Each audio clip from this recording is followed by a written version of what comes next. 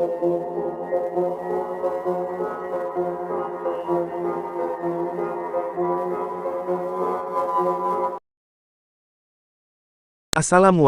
warahmatullahi wabarakatuh. Halo teman-teman, apa kabar? Semoga kalian semua selalu diberi kesehatan, amin. Selamat datang di channel Soal Sejarah Official. Saya, Diki, mau menceritakan sedikit kisah sejarah singkat pahlawan nasional Indonesia. Beliau bernama Kiai Haji Idam Khalid. Jangan lupa saksikan videonya sampai selesai. Terima kasih. Dr. Kiai Haji Idam Khalid tanggal 27 Agustus tahun 1921 sampai 11 Juli tahun 2010 adalah tokoh bangsa, tokoh agama, tokoh organisasi besar Islam Nahdlatul Ulama NU, dan juga deklarator sekaligus pemimpin Partai Persatuan Pembangunan PPP.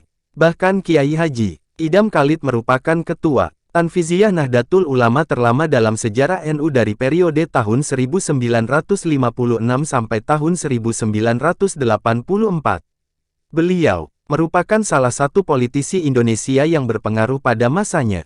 Selain pernah menjabat sebagai Wakil Perdana Menteri Indonesia pada Kabinet Ali Sastroamidjojo II dan Kabinet Juanda, ia juga pernah menjabat sebagai Ketua MPR dan Ketua DPR. Bahkan oleh Presiden Soeharto ia dipercaya menjadi Menteri Kesejahteraan Rakyat, Menteri Sosial ad interim dan Ketua DPA pada tanggal 19 Desember tahun 2016, atas jasa-jasanya, pemerintah Republik Indonesia mengabadikan beliau di pecahan uang kertas rupiah baru, pecahan Rp5.000. Idam Khalid lahir pada tanggal 27 Agustus tahun 1921 di Satui, bagian Tenggara Kalimantan Selatan. Ia merupakan anak tengah dari 8 bersaudara, 4 laki-laki dan 4 perempuan. Ayahnya Haji Muhammad Khalid, penghulu asal Amuntai yang sekitar 200 km dari kota Banjarmasin. Saat usia Idam 6 tahun, keluarganya hijrah ke Amuntai dan tinggal di daerah Tangga Ulin, kampung halaman leluhur ayahnya.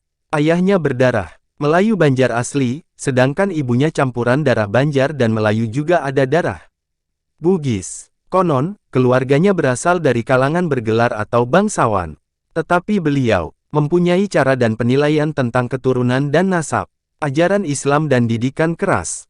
Ayahnya mengajarkan beliau bahwa kemuliaan seseorang tidak terletak pada darahnya, melainkan pada amal perbuatan dan dharma baktinya. Idam Khalid memiliki 8 orang anak.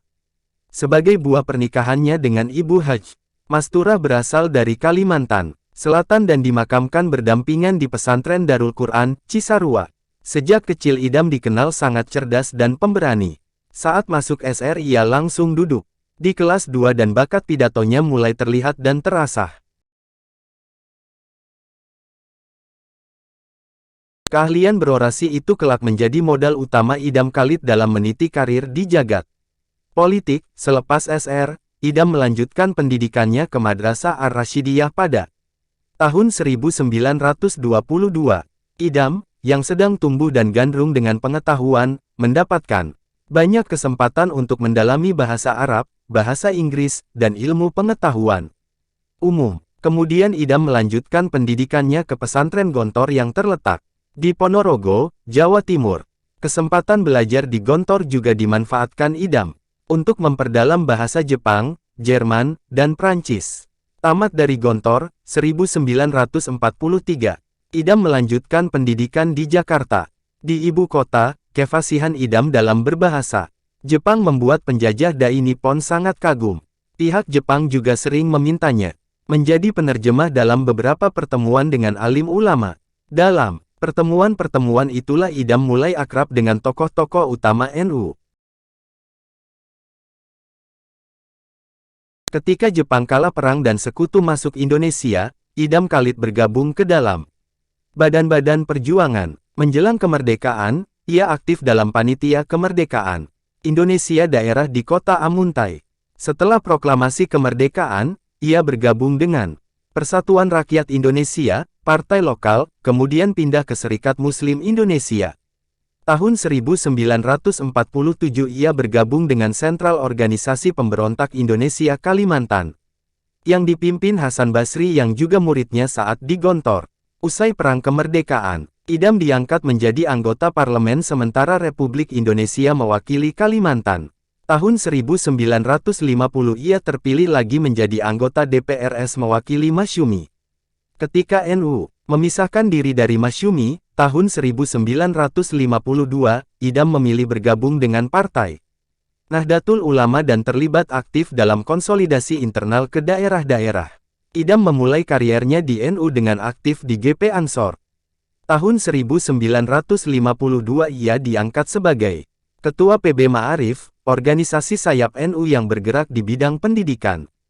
Pada tahun yang sama ia juga diangkat menjadi Sekretaris Jenderal Partai, dan 2 tahun kemudian menjadi Wakil Ketua. Selama masa kampanye pemilu 1955, Idam memegang peran penting sebagai Ketua Lajnah Pemilihan Umum NU. Sepanjang tahun-tahun 1952 sampai tahun 1955. Dia, yang juga duduk dalam Majelis Pertimbangan Politik PBNU, sering mendampingi Rais AM Kiai Haji Abdul Wahab Hasbullah berkeliling ke seluruh cabang NU di Nusantara. Dalam pemilu 1955, NU berhasil meraih peringkat ketiga setelah PNI dan Masyumi. Karena perolehan suara yang cukup besar dalam pemilu 1955 pada pembentukan kabinet. Tahun berikutnya, Kabinet Ali Sastroamidjojo II, NU mendapat jatah 5 menteri, termasuk 1 kursi wakil perdana menteri, yang oleh PBNU diserahkan kepada Idam Khalid. Pada Muktamar NU ke-21 di Medan bulan Desember tahun yang sama, Idam terpilih menjadi Ketua Umum PBNU. Saat dipercaya menjadi orang nomor 1 NU ia masih berusia 34 tahun. Jabatan tersebut dijabatinya hingga tahun 1984 dan menjadikannya orang terlama yang menjadi Ketua Umum PBNU selama 28 tahun. Kabinet Ali Sastroamidjojo hanya bertahan setahun, berganti dengan Kabinet Juanda. Namun Idam Khalid tetap bertahan di posisi Wakil Perdana Menteri sampai Dekret Presiden tahun 1959. Idam kemudian ditarik menjadi anggota Dewan Pertimbangan Agung. Dan setahun kemudian menjadi Wakil Ketua MPRS. Pertengahan tahun 1966 Orde Lama tumbang dan tampillah Orde Baru. Namun, posisi Idam di pemerintahan tidak ikut tumbang. Dalam Kabinet Ampera I, Kabinet Ampera II, dan Kabinet Pembangunan I, yang dibentuk Soeharto, ia dipercaya menjabat Menteri Kesejahteraan Rakyat, sampai tanggal 28 Oktober tahun 1971. Kemudian, di akhir tahun 1970, dia juga merangkap jabatan sebagai Menteri Sosial, untuk melanjutkan tugas dari mendiang Albert Mangaratua Tambunan, yang telah meninggal dunia pada tanggal 12 Desember tahun 1970. Sampai dengan tanggal 11 September tahun 1971, Nahdlatul Ulama di bawah kepemimpinan Idam kembali mengulang sukses dalam pemilu 1971. Namun, setelah itu pemerintah melebur. Seluruh partai menjadi hanya 3 partai, Golkar, PDI, dan PPP, dan NU tergabung di dalam PPP. Idam Khalid menjabat Presiden PPP, yang dijabatnya sampai tahun 1989. Ia juga terpilih menjadi Ketua MPR DPR RI, periode tahun 1971 sampai tahun 1977. Jabatan terakhir yang diemban Idam Khalid adalah Ketua Dewan Pertimbangan Agung, sampai tahun 1983.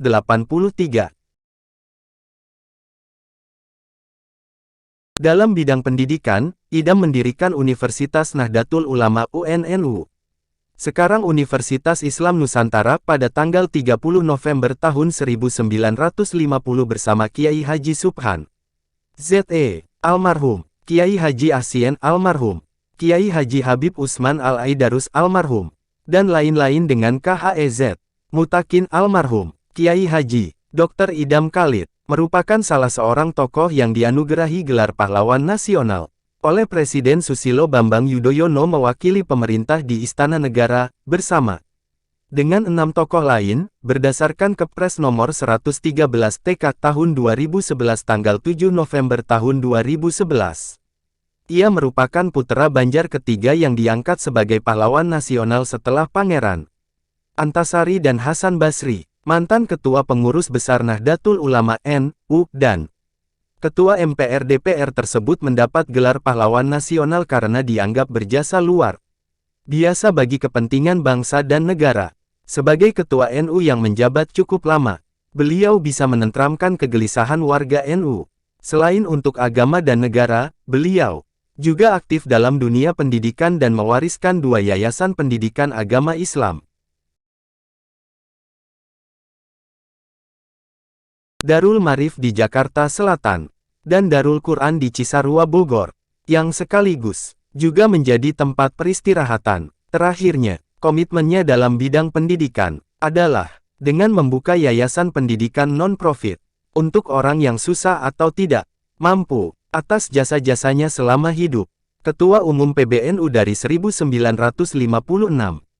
hingga 1984, Kiai Haji Idam Khalid menghiasi mata uang rupiah pecahan Rp5.000 yang diluncurkan oleh Bank Indonesia dan ditetapkan atas keputusan Presiden nomor 31 tahun 2016 tentang penetapan gambar pahlawan nasional sebagai gambar utama pada bagian depan rupiah kertas dan rupiah logam Negara Kesatuan Republik Indonesia.